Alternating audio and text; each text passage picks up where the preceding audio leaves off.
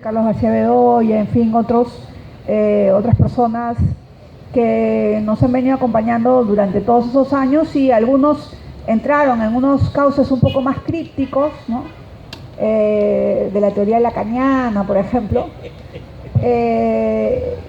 y más bien otros se dedicaron más a esta mirada para tratar de plantear procesos, ¿no? Y tratar de entender el campo de lo literario, ¿no? Para decirlo desde la perspectiva de Bourdieu, como este sistema complejo que es, ¿no? Y creo que Miguel Ángel lo ha planteado desde esa perspectiva, ¿no? Ahora, más allá del título, que evoca obviamente al tema de los prohombres en el mundo de las letras, en sí es cierto que Miguel Ángel ha venido haciendo un trabajo de hormiga, ¿no? Un trabajo incisivo en esta búsqueda de organizar este campo de lo literario dentro de la historia de la cultura peruana, ¿no?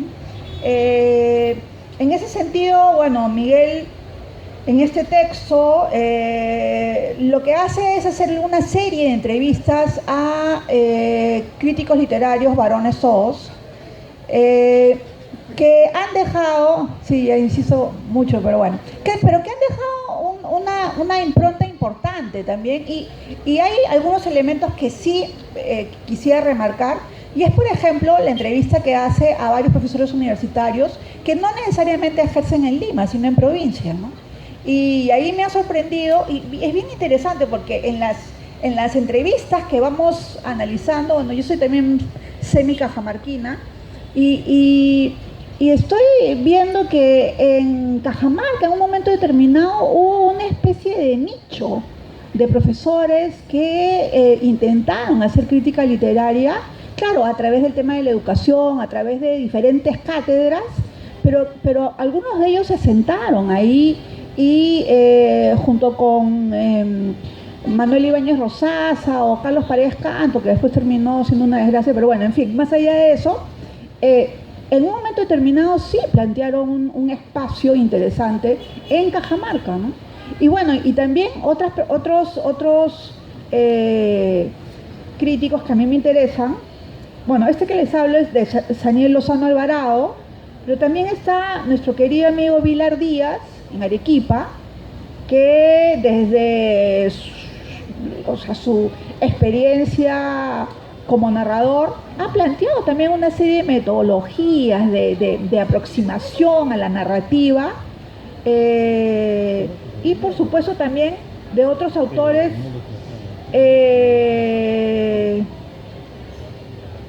bueno, y por supuesto también de autores como Antonio Cornejo Polar, entre otros. De Tito Cáceres también, que también plantea esta mirada, que son, digamos, entrevistas a hombres de letras, pero desde fuera del ámbito de lo literario, limeño, canónico, centralista, ¿no? Entonces, Miguel Ángel en este texto plantea como tres propuestas para acercarse al campo de lo literario, ¿no? Lo que él dice es que, bueno, hay una gran diferencia entre los estudios literarios, la crítica literaria como hermenéutica y la teoría literaria, ¿no? Y bueno, definitivamente en el caso de la Universidad de San Marcos, en esa, digamos, 2 décadas, entre el 80 y el 2000, fue un espacio bastante importante donde se planteó desde una manera muy seria la crítica literaria en debates, discusiones, propuestas, y en una tensión además entre dos visiones, ¿no?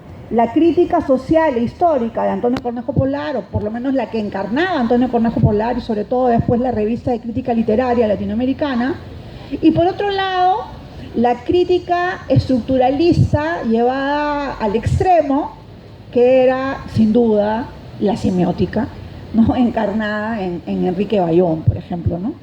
Y eso es lo que propone Miguel Ángel, ¿no? Lo que dice es, bueno, lo he escuchado también estos cuestionamientos desde hace muchos años, ¿no?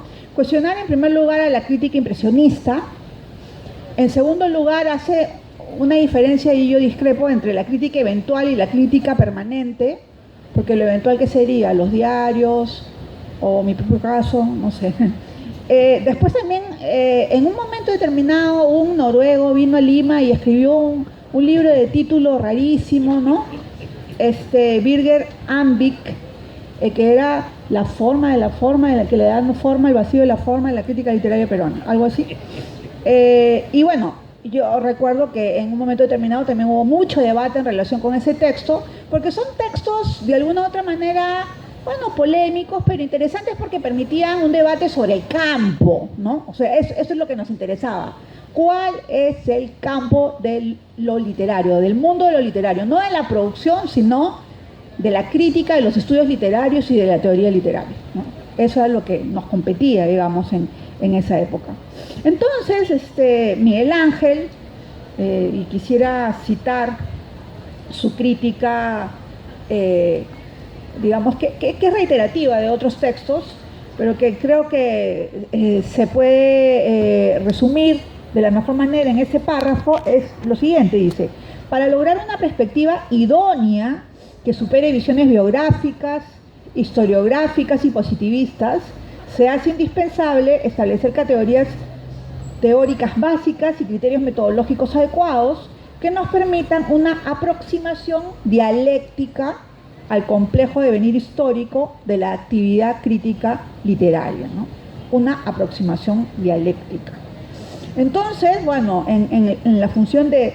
Acá hay dos elementos importantes, ¿no? En primer lugar, que este campo de lo literario es un devenir, no hay nada sólido, ¿no? Es algo que está en producción permanente. En ese sentido, este campo simbólico es sumamente complejo y, por supuesto, mucho más ancho de lo sugerido en este libro. En este cuestionamiento que hace Miguel Ángel, la crítica positivista e impresionista, de paso que le tira su taquito al doctor Ricardo González Vigil, que ya cuando le toque, imagino que, bueno, no sé, o no me imagino, en fin, pero sí le tocas de taquito. Pero aquí lo que plantea es la idea de configurar, ¿no? Configurar que la crítica es una actitud científica. Y eso es algo que está permanente también en todos los diálogos del texto, ¿no? Esa vocación por construir el espacio de lo literario con ciertos elementos y reglas científicas para sacarlos de, digamos, las críticas impresionistas que no necesariamente aportaban al proceso de la literatura peruana. Y claro, en ese sentido lo que plantea Miguel Ángel es que obviamente hay dos piedras fundamentales, uno es Mariátegui, por supuesto, y otro es posteriormente Alberto Escobar. Porque Alberto Escobar viene de Alemania, viene con una propuesta completamente diferente, viene con una metodología estilística y, bueno, también al decir de Desiderio Blanco y de otros autores con los que dialoga Miguel Ángel Guamán en este texto, pues es una piedra fundamental y eso me parece muy importante porque reconocer la figura de Escobar, que es bastante olvidada, ¿no? Incluso por el Instituto de Estudios Peruanos que él mismo fundó. Y bueno, en esa, digamos, en esa necesidad de analizar de manera científica las estructuras verbales de los textos, ¿no? En su propia circunstancia histórica, es que los estudios literarios plantean marcos discursivos y metatextos, que es el texto sobre el texto, ¿no?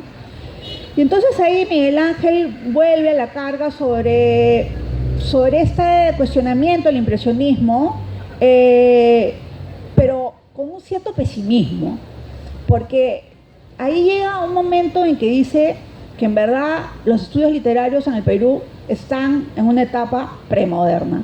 Y yo ahí sí que discrepo, porque en verdad lo que sí se ha avanzado en nuestro país, creo, y también de la mano de Miguel Ángel y de la mano de los jóvenes críticos literarios, como el propio Selenco Vega que está acá, o Marcos Mondoñedo, etcétera, es que ya salimos de la premodernidad, del ámbito de lo literario, ¿no? Y si bien y además hemos pasado por una modernidad de estructuralismos radicales, ¿no? Con la semiótica que hacía Santiago López Maíña en un momento determinado, Desiderio Blanco, o Raúl Bueno, ¿no? El famoso libro Metodología del Análisis Semiótico, que fue la piedra angular no sé, de muchas personas que pasamos por los estudios literarios. Bueno, precisamente creo que ya esa otra etapa se ha dejado, ¿no? O sea, el pesimismo de Miguel Ángel me asusta un poco, ¿no? Porque creo que no nos lleva hacia ese punto, ¿no? Y además hay otra cosa, ¿no? Ese pesimismo no se sostiene en las citas, no se sostiene en las entrevistas. No, ahí, como digo, discrepo nuevamente con Miguel, y quería leer el párrafo, ¿no?, referido a eso. Dice lo siguiente: en tal sentido, la actividad de las letras y los hombres que la practican en el Perú solo parcialmente posee algunos casos y rasgos coherentes con el siglo XXI, porque así como la propia nación, la tarea de una crítica literaria peruana es un proceso aún en formación. Claro que es un proceso aún en formación, pero es un proceso que es un devenir y siempre va a estar en formación y siempre va a estar construyéndose. No va a haber digamos, ha habido toda una serie de hitos importantes en la historia de nuestra crítica literaria, pero no va a haber, digamos, una solidez de tal manera que encarcele a la propia crítica, ¿no? O sea, la crítica se va por, digamos, las diferentes ramas, ¿no?, en las que se ha convertido también, ¿no? Pero, en efecto, creo que sí hay un elemento sumamente parcial y parcializante de este libro, ¿no? Y es, bueno, a lo que voy a ir, que es mi crítica más profunda, al texto, ¿no? Y es que a mí me parece que es un texto, pues, lamentablemente, yo pensé que en algún momento iba a encontrar alguna referencia, pero no lo he encontrado. Y es un texto falologocéntrico, de verdad, o sea, desde la perspectiva en que lo ha planteado Jacques Derrida. O sea, es un texto que se posiciona desde una localización dominante, colonizadora y fálica, ¿no? Entendida, no desde una perspectiva... desde una perspectiva simbólica, entendido desde una perspectiva simbólica. O sea, ¿qué implica una posición fálica? Implica detentar el poder del símbolo, ¿no? Desde este, como dice Derrida, conjunción entre el falo y el logos, ¿no? Y eso es lo que lamentablemente está en el texto, ¿no? Porque fíjense que en algunas de las entrevistas se han dicho algunas cosas sobre la presencia de las mujeres dentro de la crítica literaria, y no solamente dentro de la producción poética, narrativa, literaria, sino dentro de la crítica. Y para eso está, y bueno, hay varios libros al respecto, sobre todo de Francesca de Negri, la primera generación de mujeres ilustradas, que es la generación de Clorinda Mato, bueno, de Amalia Puga de Lozada, etcétera, etcétera, que también ejercieron de alguna u otra manera una crítica impresionista, una crítica periodística, unos acercamientos, pues, quizás no científicos, pero fueron las que producieron de alguna u otra manera y solidificaron el campo de lo literario, y sobre todo a través de los salones literarios, donde se escuchaban poesía, en fin, bueno, música, artes, etcétera, etcétera, pero también en esos salones literarios habían conversaciones sobre lo literario, sobre la estética y propuestas que podrán ser totalmente premodernas, pero que existieron y existían, y eso no lo podemos invisibilizar, no lo podemos ningunear. Por otro lado está la segunda generación, que es la generación de Mariátegui, en la que algunas autoras, como María Vice, por ejemplo, entraron en el análisis también del indigenismo, y eso es algo que tampoco se puede soslayar. Y por último tenemos ya un momento importante digamos, de esta crítica, de esta perspectiva, en la que yo creo que un hito importante dentro de la literatura peruana son los dos libros de Susana Rice. El primero, Teoría Literaria, ¿no? Porque, bueno, o sea, planteaba, digamos, su acercamiento neutral al campo de lo literario desde una perspectiva de poder poner hitos sobre lo que es o lo que no es teoría literaria. Y su segundo libro, que más bien es un libro bastante radical, en el que ella se cuestiona a sí misma en su primer libro, y que sostiene que es importante también el espacio de la crítica desde una perspectiva posicionada en el cuerpo de las mujeres, por decirlo de alguna manera. Y también ahí está, bueno, en el segundo tomo seguro viene la entrevista de Esther Castañeda, pero que no sea pues una golondrina que no hace un verano, porque también están los textos de Yoli Wefalen, aquí presente, de Sonia Luz Carrillo, podemos discrepar con Sonia Luz, pero ahí está la producción de Sonia Luz también. Francesca de Negri, Victoria Guerrero, que se graduó de doctora en literatura por la Universidad de Boston, participó durante varios años de un emprendimiento editorial que es Intermezzo Tropical, y ahí planteó también algunos elementos interesantes para analizar algunos textos y cuestionó incluso la poesía de ay, ya me olvidé el nombre de María Emilia Cornejo. Bueno, con una entrevista a lo impresentable de José Ruiz Rosas, pero bueno, en fin, más allá de eso, ahí están esos textos. Y bueno, resulta que también está mi propia producción. No, que, o sea, tampoco no es chiquita, ¿no? Y además en este libro estamos los dos. Y en este libro tengo un texto en el que cuestiono profundamente ese tema, la invisibilización de las mujeres en lo literario y el ninguneo de las mujeres dentro del ámbito de la crítica literaria también. Y fíjense que leyendo la entrevista de Desiderio Blanco, Desiderio recuerda, porque las entrevistas son bien interesantes en la medida en que son personales, plantean un acercamiento a lo literario, y cada uno de estos críticos literarios de una perspectiva bastante personal, desde su infancia, etcétera, y todos recuerdan sus primeros años de estudiantes. Y precisamente Desiderio Blanco, que era sacerdote cuando vino al Perú, recordaba que habían estudiantes como Dora Bazán y Alma de Zubizarreta, que después se dedicaron un poco más a la lingüística, pero que estuvieron ahí en esos primeros momentos, en los años 50, en esta escuela de literatura que todavía no era tal, en la Universidad Nacional Mayor de San Marcos. Y bueno, por último, para darle tiempo a Miguel Ángel para responder, hay una persona que hace tiempo está haciendo crítica literaria y es verdaderamente muy talentosa, y es Betsabe Guamán, la hija de Miguel Ángel Guamán. Entonces, por eso me llama la atención que este libro, digamos, haya soslayado esto, ¿no? O sea, yo estaba esperando que sea un párrafo en que diga, bueno, no vamos a considerar en este tomo a las mujeres por A o B motivos, pero no lo hay. Entonces, por eso mi cuestionamiento, siempre además retomando lo que decía el historiador Flores Galindo, que disentir es una forma de aproximarnos, ¿no?